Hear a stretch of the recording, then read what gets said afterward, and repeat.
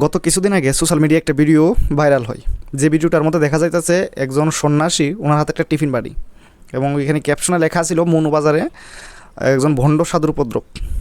এবার এটার পিছনে রিজন কী তা যখন ভিডিওটা দেখলাম, তখন দেখলাম যে টিফিন বাড়িটার মধ্যে মাংস করা ছিল, এবং ওই সাধু সে মাংসটা খাওয়ার জন্য কোনো না কোনো হোটেল থেকে বা কোনো জায়গা থেকে কিনে আনিছিল। এবং তারপরে প্রেক্ষিতে মৌনবাজারের মধ্যে যারা যারা পাবলিক আছিল, ওনারা ওই সন্ন্যাসীরা আটকাইছে।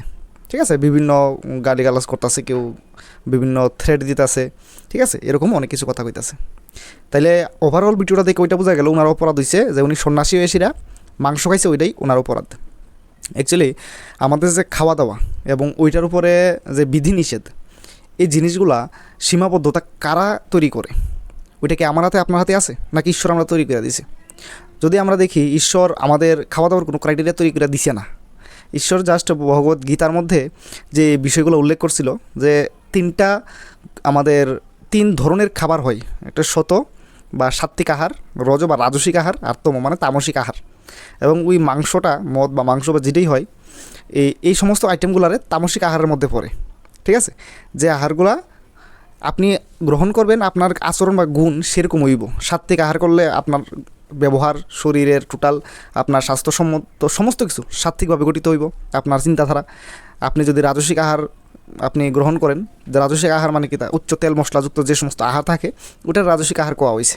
ঠিক আছে, তো ওইটারে আপনি গ্রহণ করার ফলে আপনার মধ্যে রাজসিক গুণ বৃদ্ধি পাইব, এবং তামসিক গুণ, যেটা পচা বাসি খাবার, মাংস, মদ হইতে পারে, ওইটা আপনার শরীরে বিভিন্ন রোগ তৈরি করবো, এবং আপনার চিন্তাধারাও ওইভাবে তামসিকভাবে তৈরি করবো। এবার ঈশ্বর কইছে না যে এটা খাও, এটা খাইও না, উনি কয়ে দিছে কোনটা খাইলে কী কী গুণ হইব। এবং লাস্টে ঈশ্বর কইছে তোমার ইচ্ছা যেটা হয়, ঠিক আছে, তোমার বিবেকে যেটা মনে হয় তুমি ওইটাই করো। ভগবান শ্রীকৃষ্ণ অর্জুনরে এই কথাটাই কইছিল, এবং আমাদের মানবজাতির লাইগা কিন্তু ওই কথাটাই লাস্ট পর্যন্ত ওনার কোয়া। এবার আমরা মানুষ কী করছি, ক্রাইটেরিয়া বাই করছি যে সন্ন্যাসীরা নিরামিষ খাইব। অ্যাকচুয়ালি দেখেন, আজকে আমাদের সমাজের মধ্যে এরকম অনেক ব্রাহ্মণরা আছে যারা নিরামিষ। আমি ওয়ার্ডটা কইতাম না, কারণ নিরামিষ ওয়ার্ডটা কীরকম লাগে, সাত্ত্বিক। এবার ব্রাহ্মণরা আছে যারা সাত্ত্বিক আহার করে না, তারা মাছ মাংস আফরে খায়। ঠিক আছে, অনেক সাধু সন্ন্যাসীও দেখছি যারা সাত্ত্বিক আহার করে না, মাংস খায়। ইভেন কি আমাদের বীর পুরুষ, যিনি বীর সন্ন্যাসী বিবেকানন্দ আমাদের আছিলেন, উনি নিজেও কিন্তু মাংস খাইতেন, উনি চিকেন খাইতেন। তো তার লেগে আজকে যারা বিরোধ করতেছেন, কেন করতেছেন? আপনি নিজের কী প্রমাণ করতে চাইতেছেন?